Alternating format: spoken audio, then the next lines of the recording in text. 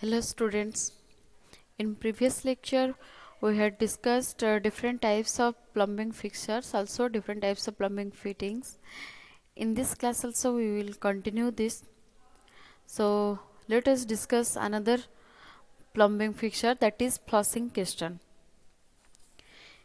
It is a device which releases a fixed quantity of water under pressure so as to flush and clean the pan and trap of a water closet or a urinal. Also, it stores some water for flushing purposes. Basically, it is made up of cast iron or pressed steel plates or plastic. And these flushing pistons may be automatic or hand operated. Their capacity varies from 5 to 15 liters. When the piston is fixed at a height of 1.8 to 2 meter from floor, it is termed as high level piston, and it is basically made up of cast iron.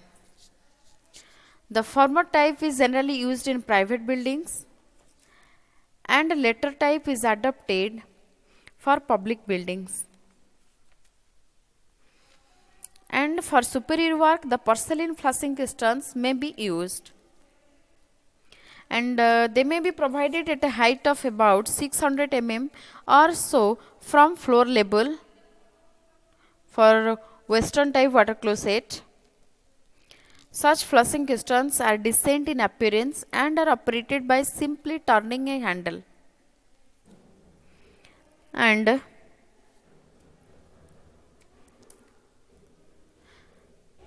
there are different types of flushing pistons are available. Basically, it is of 4 types. First is valveless or siphonic type or bell type. Number 2, valve fitted type or piston type. Number 3, automatic flushing type. Number 4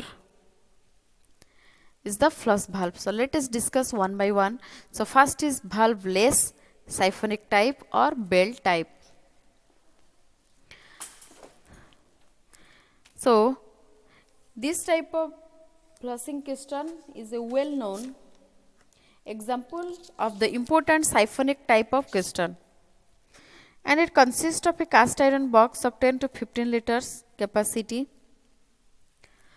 and the piston is operated by chain being pulled over, which lifts the bell. When the chain is released, the bell falls, thus displacing water under the bell down the sand pipe. This siphonic action is then created, which empties the piston, and this emptying action takes only a few seconds, causing powerful flush in the water closet below. In this type of piston, the chain should be released immediately after being pulled to force the water out of the flush pipe. If this precaution is not taken at a proper time, the partial vacuum developed by pulling of the chain may be destroyed by the entry of air from the flush pipe. The number 2, valve fitted type or piston type. When the lever is depressed sharply, the piston is lifted, which displaces water over the siphon, and water discharging down the flush pipe takes some air with it and creates a partial vacuum in the siphon. The greater air pressure acting upon the water in the piston forces water through the siphon until air is admitted under the piston, which breaks the siphonic action. So the figure shows the detail of the valve type or piston type flushing piston. The number 3, automatic flushing type.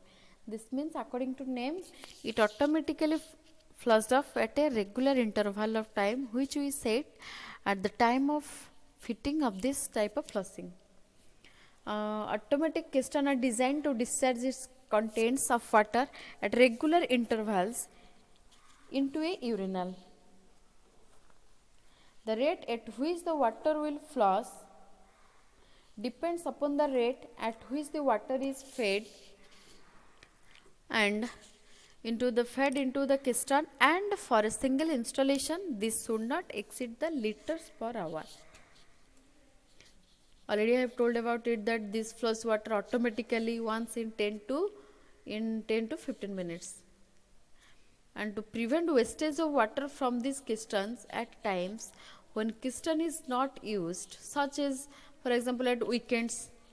So if we use an automatic flow cutoff device, then automatically we it off for weekends and the water will be saved.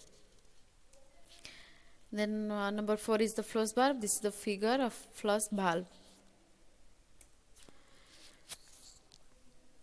Then next is drainage pipes. Different drainage pipes are used in plumbing system. So here some of our soil pipe, waste pipe, vent pipe, anti-siphonous pipe. So first is soil pipe. A pipe which carrying human sewage from water closet is called as soil pipe.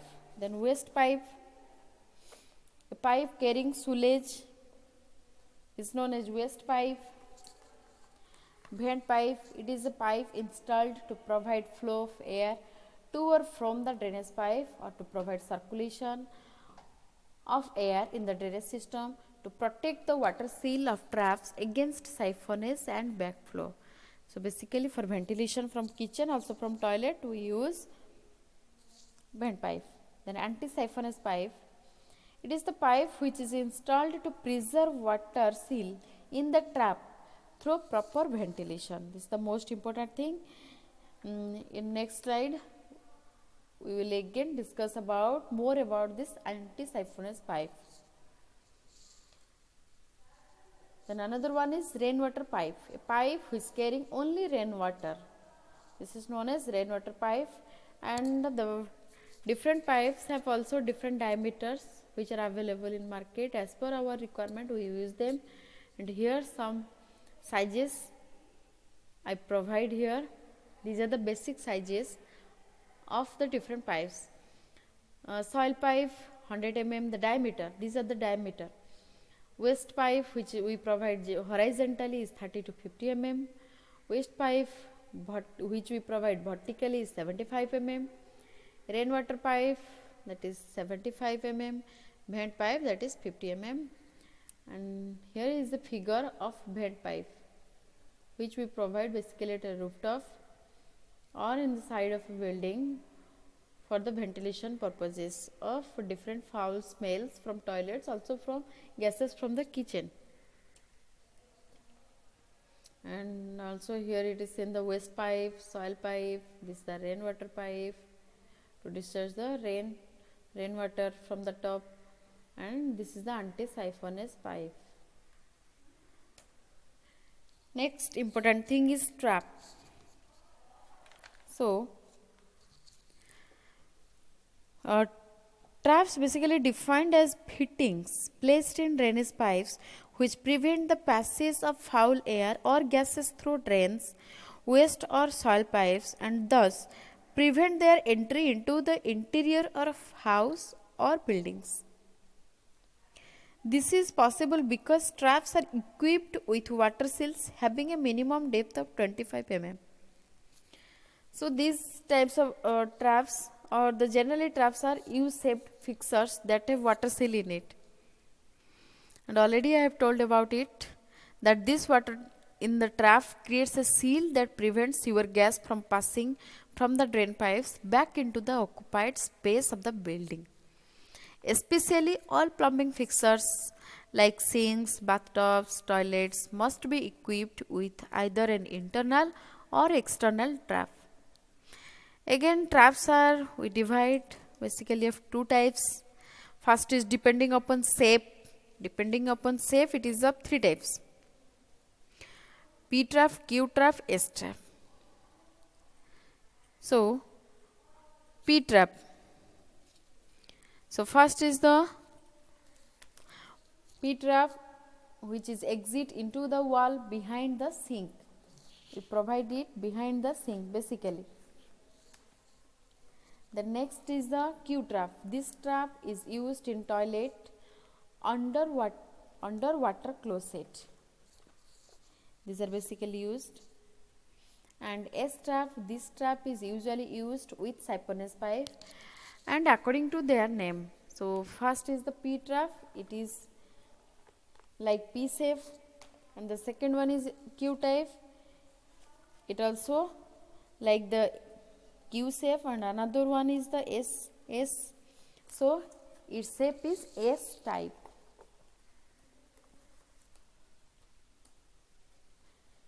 Here the figure is available. This is the P trap, Q trap, and off. Last is the S trap. And like the two legs of traps are generally right angles at an angle other than a right angle and parallel to each other like in P trap, Q trap, and S trap respectively. This is the water seal. This is in this figure, also here, also here. Then based on number 2 is the based on use. The traps are generally floor traps or non-heat traps. Its other name is non-heat traps. About the non-heat traps, I have discussed in previous slides also. Non-heat trap. Number 2 is gully traps. Number 3 is intercepting traps. So let us discuss. First is floor traps or non-heat traps.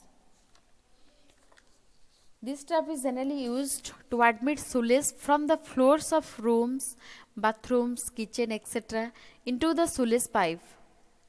And this is provided with cast iron or stainless steel or galvanized gratings or gels at its top, so that the entry of larger matter is prevented. Thereby chances of blockage are reduced by using this type of traps. And a flow trap forms the starting point of wastewater flow. The cover can be removed for the cleaning of the trap. This trap is also referred to as a non-heat trap. Then second one is gully trap. A gully trap or gully is provided at a junction of a roof drain and other drain coming from kitchen or bathroom. And it is usually made of stoneware, and a cast iron grating is provided at its top. Also, a water seal of about 60 mm to 70 mm is provided in this type of trap. And this trap forms the starting point of horizontal flow of sewage. And also, the trap leads the sewage either to the sewer or to the inspection chamber or to the manhole. Then, a well-designed gully trap may serve 2 or 3 connections from the non-heat traps. Then last one, intercepting traps. It is provided at the junction of a house sewer and a municipal sewer for preventing entry of foul gases of municipal sewer into the house drainage system. This trap is also known as an interceptor or a disconnecting trap, and it contains an inspection arm for the purpose of cleaning or inspection. So, the main idea of providing the intercepting sewer trap is to prevent the entry of sewer gases from public sewer line into the house drain or into the private drain pipes. And these are some figures. There are non-heat trap, gully trap, intercepting trap. This is section through intercepting trap. For this class, this much. In next class, again we will continue with some principles of drainage system. So, thank you.